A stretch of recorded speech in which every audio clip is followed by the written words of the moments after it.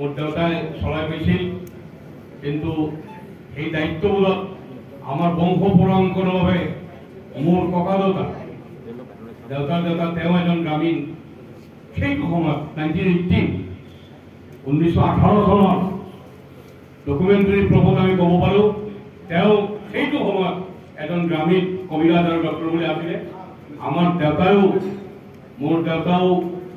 গাঁওখনৰ আমাৰ অঞ্চলৰ মানুহে জানে যে তেওঁ হোমিওপ্যাথিক অনুজ্ঞাপত্ৰধাৰী এজন ডক্টৰ আছিলে মোৰ দেউতাৰ নাম স্বৰ্গীয় গোপীকান্ত চক্ৰৱৰ্তী গোপী ডক্টৰ বুলি ক'লে এতিয়াও মানুহে চিনি পায়